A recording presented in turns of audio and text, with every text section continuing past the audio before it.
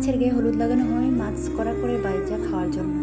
মুরগির গায়ে হলুদ লাগানো হয় মুরগি ভালো করে ভুনা করে খাওয়ার জন্য। ঠিক এইভাবে মেয়েদের বিয়ের আগের দিন হলুদ লাগানো হয় মেয়েদের জীবন ভাজা ভাজা করার জন্য। এটাই হলো আমাদের মেয়েদের জীবন। বিসমিল্লাহির রহমানির রহিম। আসসালামু আলাইকুম, সবাই কেমন আছেন?